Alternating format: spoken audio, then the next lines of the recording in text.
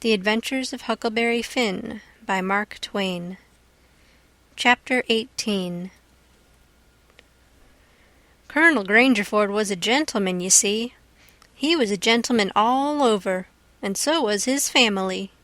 He was well born, as the saying is, and that's worth as much in a man as it is in a horse, so the widow Douglas said, and nobody ever denied that she was of the first aristocracy in our town. And Pap, he always said it too, though he warn't no more quality than a mudcat himself. Colonel Grangerford was very tall and very slim, and had a darkish paley complexion, not a sign of red in it anywheres.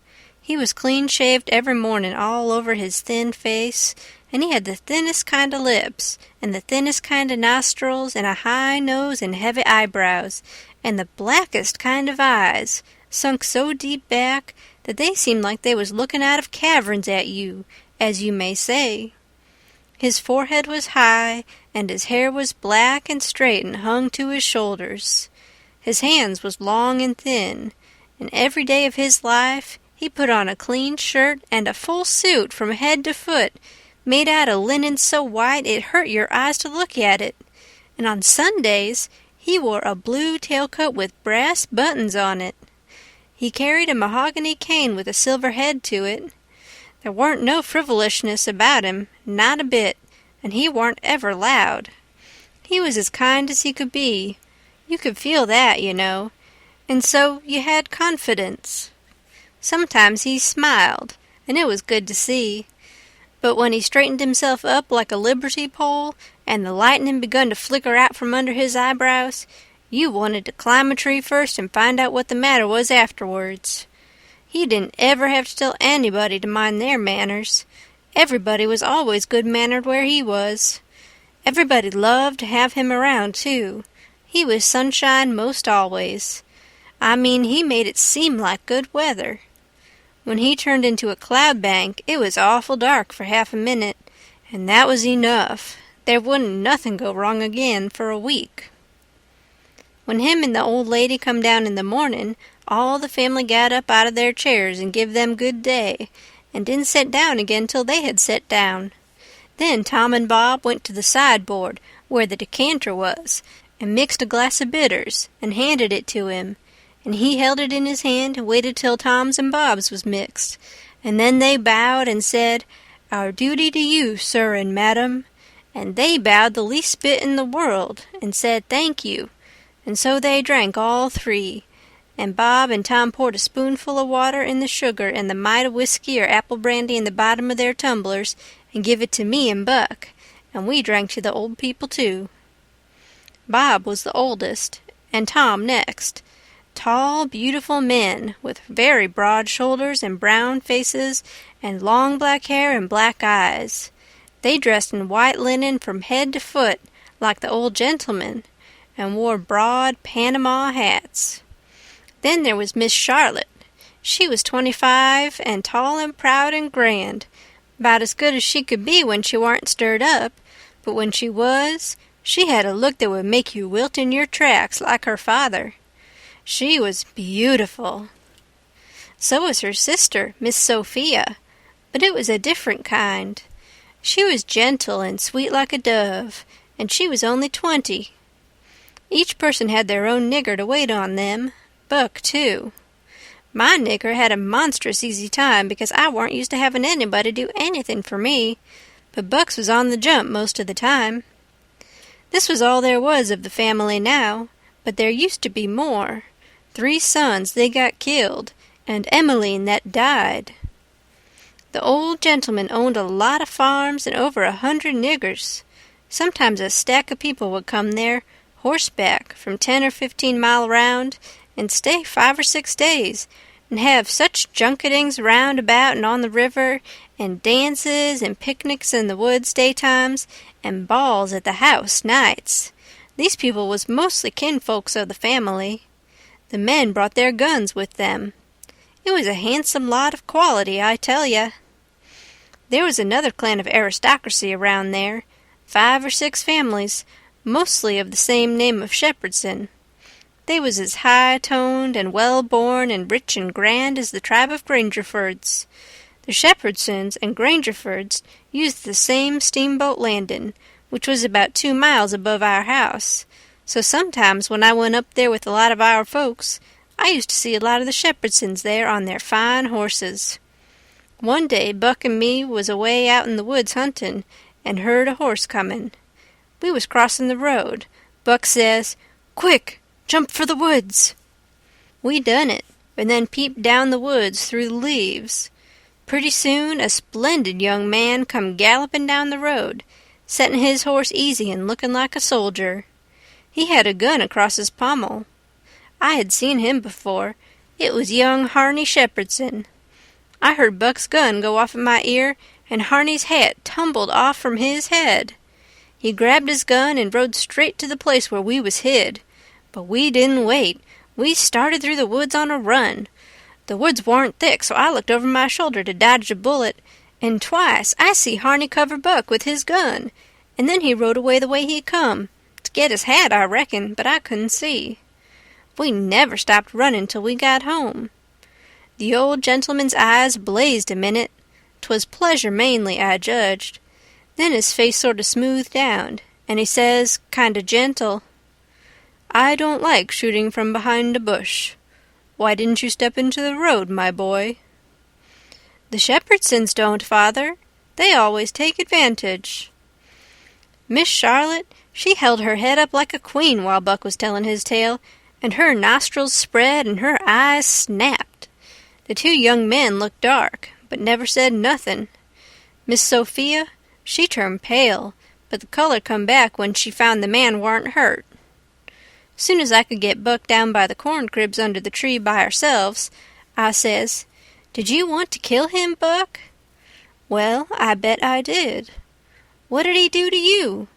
"Him? He never done nothing to me." "Well, then, what did you want to kill him for?" "Why, nothing, only it's on account of the feud." "What's a feud?" "Why, where was you raised? Don't you know what a feud is?" "Never heard of it before. Tell me about it." "Well," says Buck, "a feud is this way. A man has a quarrel with another man and kills him. Then that other man's brother kills him. Then the other brothers on both sides goes for one another. Then the cousins chip in. And by, everybody's killed off and there ain't no more feud. But it's kind of slow and takes a long time." "Has this one been going on long, Buck?" "Well, I should reckon. It started 30 year ago, or summers along there. There was trouble about something, and then a lawsuit to settle it, and the suit went agin one of the men, so he up and shot the man that won the suit, which he would naturally do, of course. Anybody would." "What was the trouble about, Buck? Land?" "I reckon maybe. I don't know." "Well, who done the shooting? Was it a Grangerford or a Shepherdson?" "Laws, how do I know? It was so long ago." "Don't anybody know?" "Oh, yes, Pa knows, I reckon, and some of the other old people, but they don't know now what the row was about in the first place." "Has there been many killed, Buck?" "Yes, right smart chance of funerals, but they don't always kill. Pa's got a few buckshot in him, but he don't mind it 'cause he don't weigh much anyway.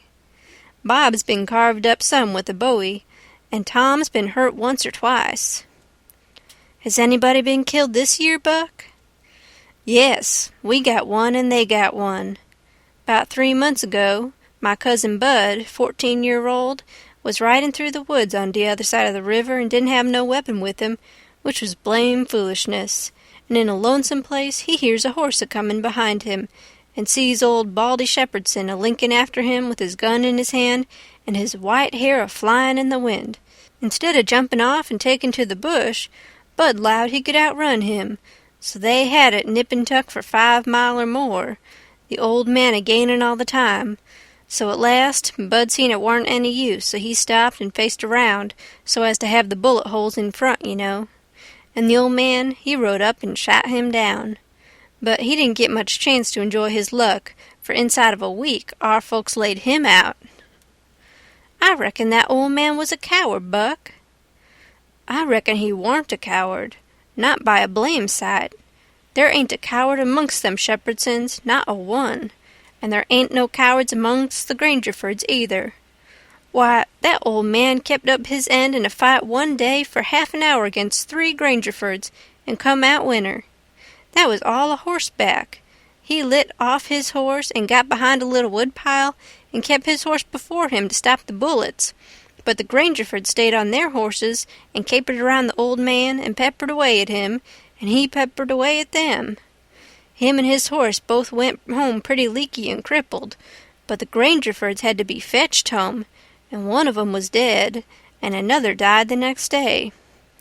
No, sir, if a body's out hunting for cowards, he don't want to fool away any time amongst them Shepherdsons, because they don't breed any of that kind. Next Sunday we all went to church, about 3 mile, everybody a horseback. The men took their guns along, and so did Buck, and kept them between their knees or stood them handy against the wall. The Shepherdsons done the same. It was pretty ornery preachin', all about brotherly love and such like tiresomeness, but everybody said it was a good sermon, and they all talked it over going home, and had such a powerful lot to say about faith and good works and free grace and pre-foreordination and I don't know what all, that it did seem to me to be one of the roughest Sundays I had run across yet. About an hour after dinner, everybody was dozing around, some in their chairs and some in their rooms, and it got to be pretty dull. Buck and a dog was stretched out on the grass in the sun, sound asleep. I went up to our room and judged I would take a nap myself. I found that sweet Miss Sophia standing in her door, which was next to ours, and she took me in her room and shut the door very soft, and asked me if I liked her, and I said I did, and she asked me if I would do something for her and not tell anybody, and I said I would. Then she said she'd forgot her Testament and left it in the seat at church between 2 other books, and would I slip out quiet and go there and fetch it to her and not say nothing to nobody? I said I would, so I slid out and slipped off up the road, and there warn't anybody at the church except maybe a hog or 2, for there warn't any lock on the door, and hogs likes a punchin' floor in summertime because it's cool. If you notice, most folks don't go to church only when they've got to, but a hog is different. Says I to myself, something's up. It ain't natural for a girl to be in such a sweat about a Testament. So I give it a shake, and out drops a little piece of paper with 2:30 wrote on it with a pencil. I ransacked it, but couldn't find anything else. I couldn't make anything out of that, so I put the paper in the book again, and when I got home and upstairs, there was Miss Sophia in her door waiting for me. She pulled me in and shut the door. Then she looked in the Testament till she found the paper, and as soon as she read it she looked glad. And before a body could think, she grabbed me and give me a squeeze and said I was the best boy in the world, and not to tell anybody. She was mighty red in the face for a minute, and her eyes lighted up, and it made her powerful pretty. I was a good deal astonished, but when I got my breath I asked her what the paper was about, and she asked me if I had read it, and I said no, and she asked me if I could read writin', and I told her no, only coarse hand. And then she said the paper warn't anything but a bookmark to keep her a place, and I might go and play now. I went off down to the river, studyin' over this thing, and pretty soon I noticed that my nigger was followin' along behind. When we was out of sight of the house, he looked back and around a second, and then comes a-runnin' and says, "Mars George, if you'll come down into the swamp, I'll show you a whole stack of water moccasins." Thinks I, that's mighty curious. He said that yesterday. He ought ter know a body don't love water moccasins enough to go round hunting for them. What is he up to, anyway? So I says, all right, trot ahead. I followed a half-mile. Then he struck out over the swamp and waded ankle-deep as much as another half-mile.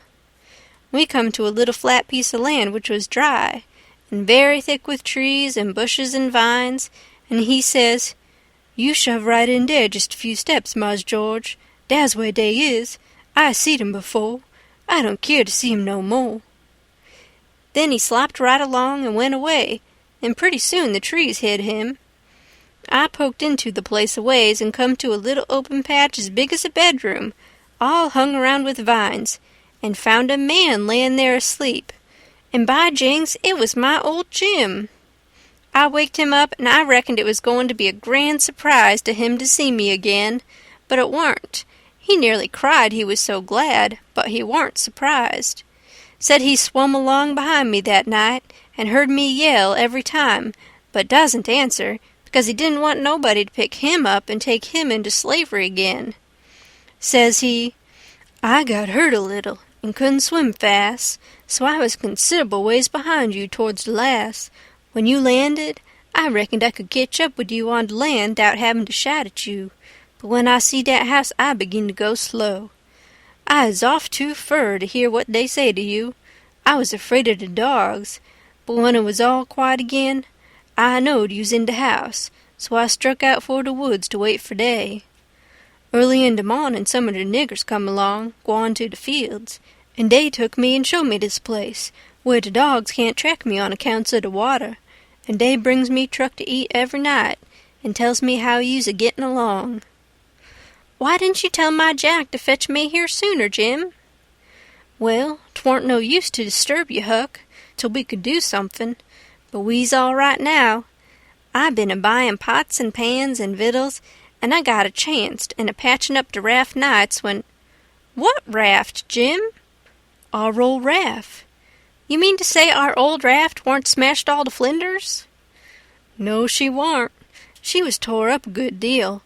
One end of her was, but they warn't no great harm done, only our traps was most all lost.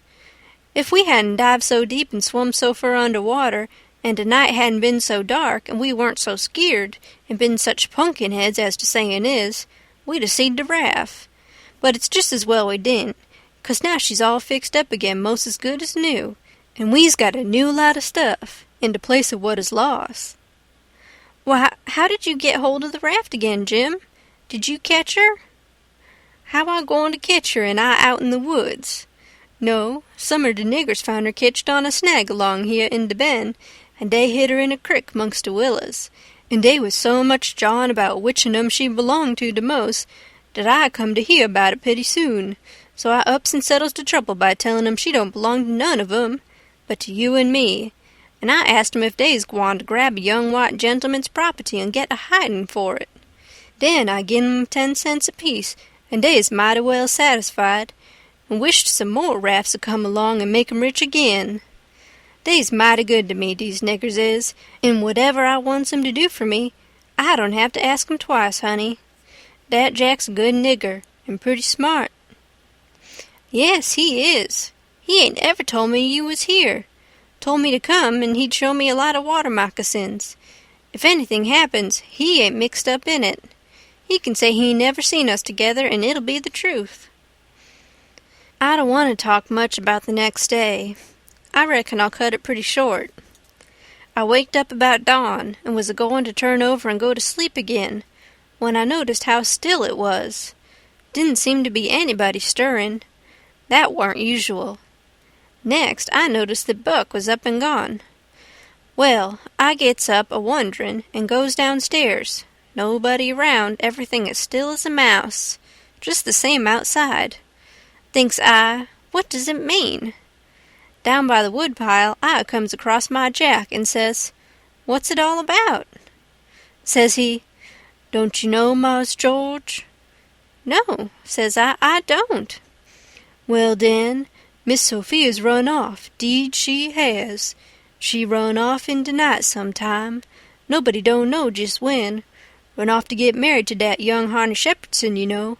Leastways so they spec. The family found it out about half-hour ago, maybe little more, and I tell you they were no time lost. Sich another hurrying up guns and horses you never see. De woman folks is gone for to stir up de relations, and old Mars Saul and de boys tucked dey guns and rode up de river road for to try to catch dat young man and kill him before he can get across de river with Miss Sophia. I reckon dey's gwine to be mighty rough times. Buck went off that waking me up. Well, I reckon he did. They warn't gwine to mix you up in it. Marse Buck, he loaded up his gun and 'lowed he's gwine to fetch home a Shepherdson or bust. Well, there'll be plenty in 'em dere, I reckon, and you bet you he'll fetch one if he gets a chancet. I took up the river road as hard as I could put. By and by, I began to hear guns a good ways off. When I came inside of the log store in the woodpile where the steamboats land, I worked along under the trees and brush till I got to a good place, and then I clumb up into the forks of a cottonwood that was out of reach and watched. There was a wood rank 4 foot high a little ways in front of the tree, and first I was going to hide behind that, but maybe it was luckier I didn't. There was 4 or 5 men cavorting around on their horses in the open place before the log store, cussing and yelling and trying to get at a couple of young chaps that was behind the wood rank alongside of the steamboat landing, but they couldn't come it. Every time one of them showed himself on the riverside of the woodpile, he got shot at. The 2 boys was squatting back to back behind the pile so they could watch both ways.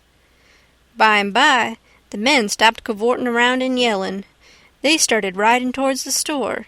Then up gets one of the boys, draws a steady bead over the wood rank, and drops one of them out of his saddle. All the men jumped off of their horses and grabbed the hurt one and started to carry him to the store, and that minute the 2 boys started on the run. They got halfway to the tree I was in before the men noticed. Then the men see them, and jumped on their horses and took out after them.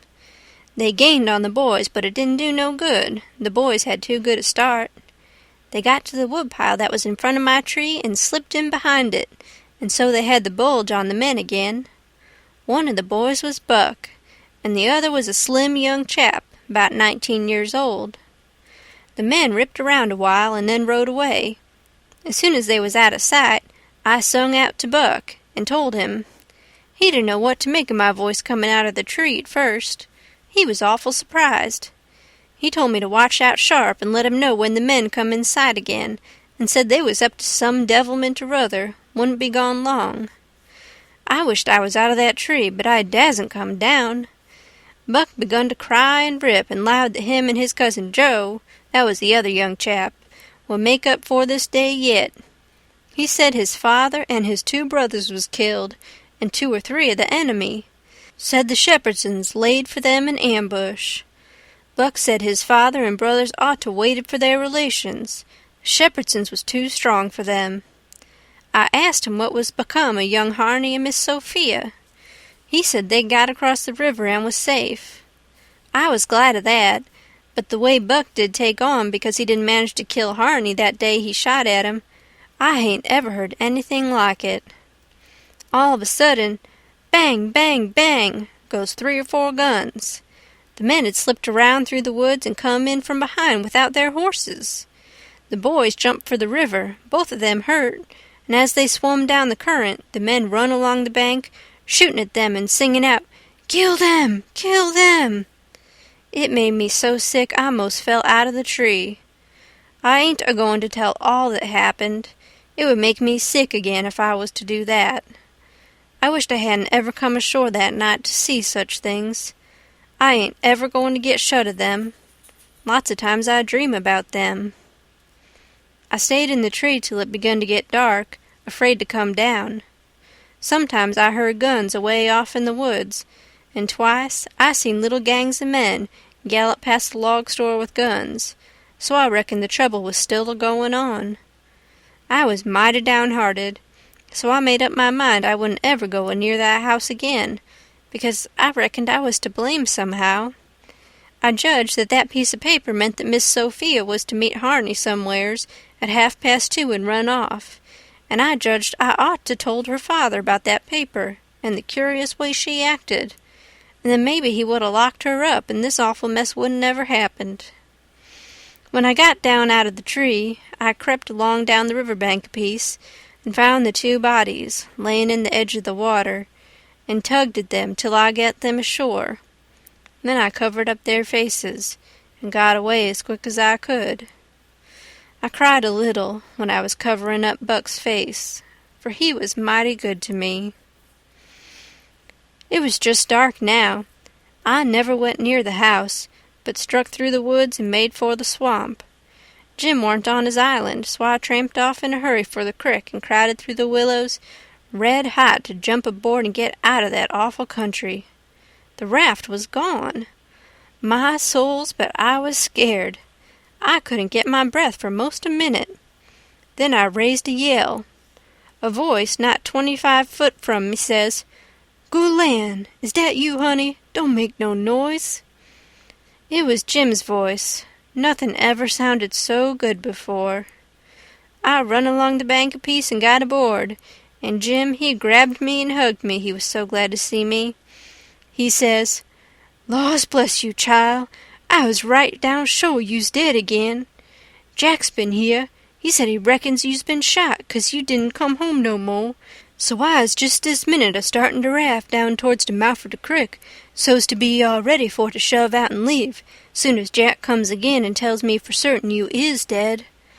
Lawsy, I is mighty glad to get you back again, honey." I says, "All right, that's mighty good. They won't find me, and they'll think I've been killed and floated down the river. There's something up there that'll help them think so. So don't you lose no time, Jim, but just shove off for the big water as fast as ever you can." I never felt easy till the raft was 2 miles below there and out in the middle of the Mississippi. Then we hung up our signal lantern and judged that we was free and safe once more. I hadn't had a bite to eat since yesterday, so Jim, he got out some corn dodgers and buttermilk and pork and cabbage and greens. There ain't nothing in the world so good when it's cooked right, and whilst I eat my supper we talked and had a good time. I was powerful glad to get away from the feuds, and so was Jim to get away from the swamp. We said there warn't no home like a raft after all. Other places do seem so cramped up and smothery, but a raft don't. You feel mighty free and easy and comfortable on a raft. End of chapter 18. Chapter 19. 2 or 3 days and nights went by. I reckon I might say they swum by. They slid along, so quiet and smooth and lovely. Here's the way we put in the time. It was a monstrous big river down there, sometimes 1.5 miles wide.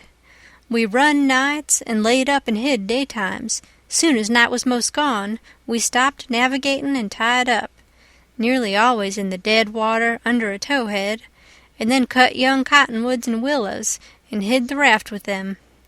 Then we set out the lines. Next, we slid into the river and had a swim, so as to freshen up and cool off. Then we set down on the sandy bottom where the water was about knee-deep and watched the daylight come. Not a sound anywheres, perfectly still, just like the whole world was asleep, only sometimes the bullfrogs a-clutterin' maybe. The first thing to see looking away over the water was a kind of dull line. That was the woods on the other side. You couldn't make nothing else out. Then a pale place in the sky. Then more paleness spreadin' around. Then the river softened up away off and warn't black any more, but gray. You could see little dark spots driftin' along ever so far away, trading scows and such things, and long black streaks, rafts. Sometimes you could hear a sweep screakin' or jumbled up voices. It was so still, and sounds come so far, and by you could see a streak on the water, which you know by the look of the streak that there's a snag there in the swift current, which breaks on it and makes that streak look that way.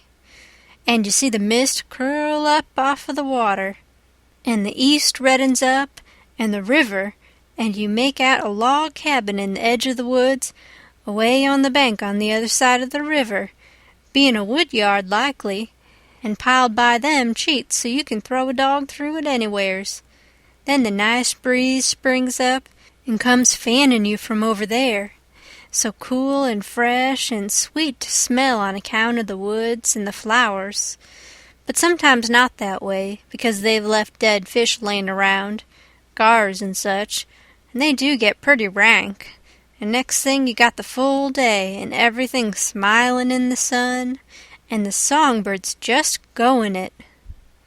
A little smoke couldn't be noticed now, so we would take some fish off of the lines and cook up a hot breakfast, and afterwards we would watch the lonesomeness of the river, and kind of lazy along, and by lazy off to sleep.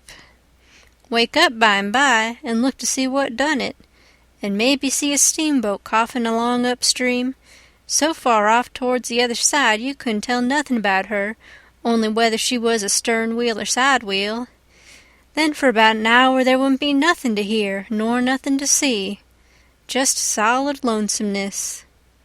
Next you'd see a raft sliding by, away off yonder, and maybe a galoot on it chopping, because they're most always doing it on a raft. You'd see the axe flash and come down. You don't hear nothing. You see that axe go up again, and by the time it's above the man's head, then you hear the ka-chunk. It had took all that time to come over the water.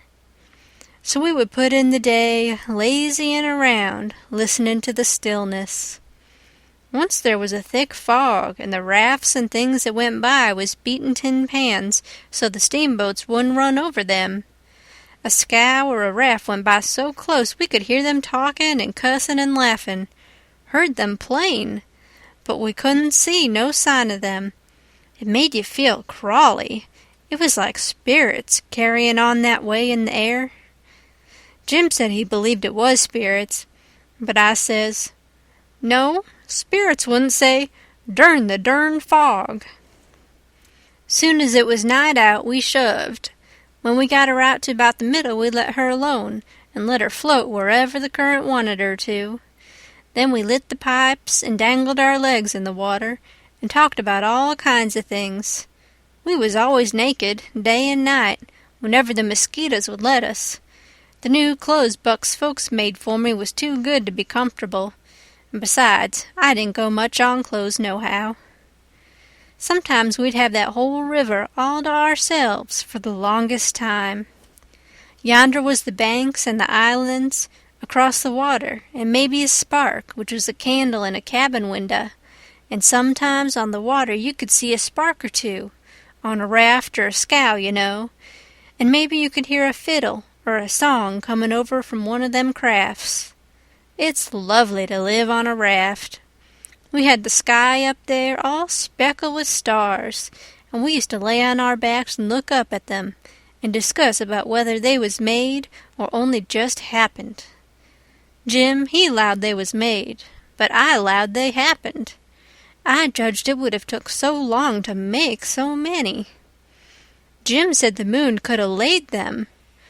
Well, that looked kind of reasonable, so I didn't say nothing against it, because I've seen a frog lay most as many, so of course it could be done. We used to watch the stars that fell, too, and see them streak down. Jim allowed they'd got spoiled, and was hove out of the nest. Once or twice of a night we could see a steamboat slipping along in the dark, and now and then she would belch a whole world of sparks up out of her chimblies, and they would rain down in the river and look awful pretty. Then she would turn a corner, and her lights would wink out, and her powwow shut off and leave the river still again. And by her waves would get to us, a long time after she was gone, and joggle the raft a bit. And after that you wouldn't hear nothing, for you couldn't tell how long, except maybe frogs or something. After midnight the people on shore went to bed, and then for 2 or 3 hours the shores was black, no more sparks in the cabin windows. These sparks was our clock. The first one that showed again meant morning was coming, so we hunted a place to hide and tie up right away. One morning about daybreak I found a canoe and crossed over a chute to the main shore. It was only 200 yards, and paddled about a mile up a creek amongst the cypress woods to see if I couldn't get some berries. Just as I was passing a place where a kind of a cow path crossed the creek, here comes a couple of men tearing up the path as tight as they could foot it. I thought I was a goner, for whenever anybody was after anybody, I judged it was me, or maybe Jim. I was about to dig out from there in a hurry, but they was pretty close to me then, and sung out and begged me to save their lives, said they hadn't been doing nothing and was being chased for it, and there was men and dogs a-comin'. They wanted to jump right in, but I says, "Don't you do it. I don't hear the dogs and horses yet. You've got time to crowd through the brush and get up the crick a little ways. Then you take to the water and wade down to me and get in. That'll throw the dogs off the scent." They done it, and soon as they was aboard, I lit out for our towhead, and in about 5 or 10 minutes we heard the dogs and the men away off shouting. We heard them come along towards the crick, but couldn't see them. They seemed to stop and fool around a while. Then, as we got further and further away all the time, we couldn't hardly hear them at all. And by the time we had left a mile of woods behind us and struck the river, everything was quiet, and we paddled over to the towhead and hid in the cottonwoods and was safe. One of these fellows was about 70 or upwards, and had a bald head and very gray whiskers. He had an old, battered-up slouch hat on, and a greasy blue woolen shirt, and ragged old blue jeans breeches stuffed into his boot tops, and home-knit glasses. No, he only had one. He had an old, long-tailed, blue jeans coat with slick brass buttons flung over his arm, and both of them had big, fat, ratty-looking carpet bags. The other fellow was about 30, and dressed about as ornery. After breakfast we all laid off and talked, and the first thing that come out was that these chaps didn't know one another. "What got you into trouble?" says the bald head to the other chap. "Well, I'd been selling an article to take the tartar off the teeth, and it does take it off, too, and generally the enamel along with it. But I stayed about one night longer than I ought to, and was just in the act of sliding out when I ran across you on the trail this side of town, and you told me they were coming, and begged me to help you to get off. So I told you I was expecting trouble myself, and would scatter out with you. That's the whole yarn. What's yourn?" "Well, I'd been a-running a little temperance revival there about a week, and was the pet of the women folks, big and little, for I was making it mighty warm for the rummies, I tell you, and taking as much as $5 or $6 a night, 10 cents a head, children and niggers free, and business a-growing all the time, when somehow or another a little report got around last night that I had a way of putting in my time with a private jug on the sly. A nigger rousted me out this morning and told me the people was gathering on the quiet with their dogs and horses, and they'd be along pretty soon and give me about half an hour's start, and then run me down if they could, and if they got me they'd tar and feather me and ride me on a rail, sure. I didn't wait for no breakfast, I warn't hungry." "Old man," said the young one, "I reckon we might double-team it together. What do you think?" "I ain't undisposed. What's your line, mainly?" "You're a printer by trade. Do a little in patent medicines. Theater actor, tragedy, you know. Take a turn to mesmerism and phrenology when there's a chance. Teach singing geography school for a change. Sling a lecture sometimes. Oh, I do lots of things. Most anything that comes handy, so it ain't work. What's your lay?" "I've done considerable in the doctorin' way in my time. Layin' on of hands is my best holt, for cancer and paralysis and sich things, and I can tell a fortune pretty good when I've got somebody along to find out the facts for me.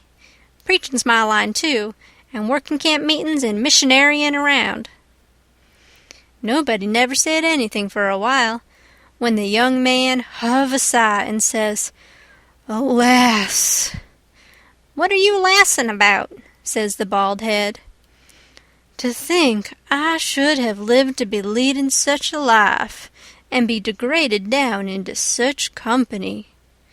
And he begun to wipe the corner of his eye with a rag. "Durn your skin, ain't the company good enough for you?" says the bald head, pretty pert and uppish.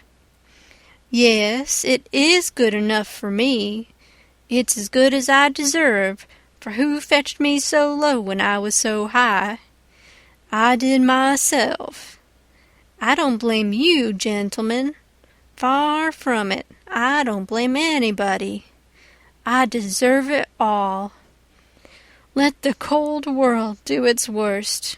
One thing I know, there's a grave somewhere for me. The world may go on just as it's always done, and take everything from me, loved ones, property, everything, but it can't take that. Some day I'll lie down in it and forget it all, and my poor broken heart will be at rest." He went on a-wiping. "Drat your poor broken heart," says the bald head. "What are you heaving your poor broken heart at us for? We hain't done nothing." "No, I know you haven't. I ain't blaming you, gentlemen. I brought myself down. Yes, I did it myself. It's right I should suffer. Perfectly right. I don't make any moan." "Brought you down from where? Where was you brought down from?" You would not believe me. The world never believes. Let it pass. 'Tis no matter. The secret of my birth—" "The secret of your birth? Do you mean to say—" "Gentlemen," says the young man, very solemn, "I will reveal it to you, for I feel I may have confidence in you. By rights, I am a duke." Jim's eyes bugged out when he heard that, and I reckon mine did too. Then the bald head says, "No, you can't mean it." "Yes, my great-grandfather, eldest son of the Duke of Bridgewater, fled to this country about the end of the last century to breathe the pure air of freedom. Married here and died, leaving a son, his own father dying about the same time. The second son of the late Duke seized the titles and estates. The infant real Duke was ignored. I am the lineal descendant of that infant. I am the rightful Duke of Bridgewater, and here am I, forlorn, torn from my high estate, hunted of men, despised by the cold world, ragged, worn, heartbroken, and degraded to the companionship of felons on a raft." Jim pitied him ever so much, and so did I. We tried to comfort him, but he said it warn't much use. He couldn't be much comforted, and if we was a mind to acknowledge him, that would do him more good than most anything else.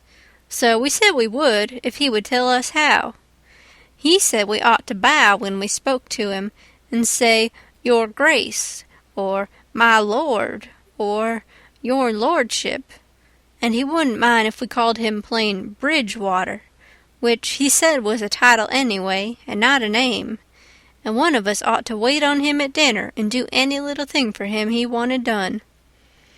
Well, that was all easy, so we done it. All through dinner Jim stood around and waited on him, and says, "Will your Grace have some of this or some of that?"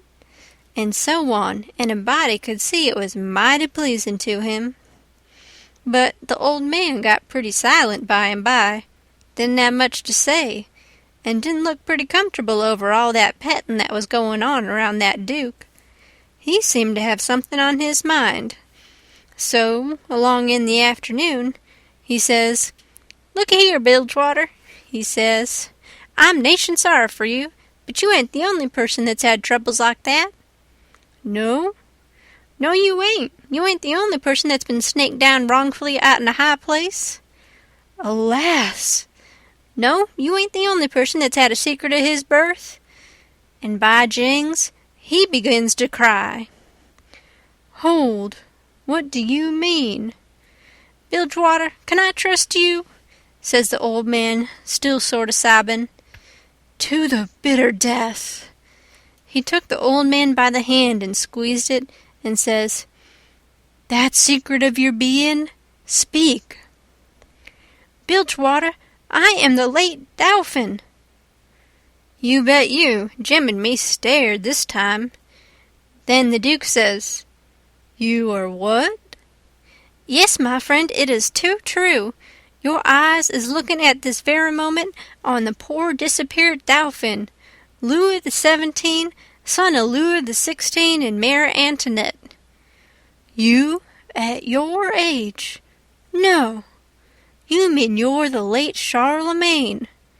You must be 600 or 700 years old, at the very least." "Trouble has done it, Bilgewater, trouble has done it. Trouble has brung these grey hairs and this premature balditude.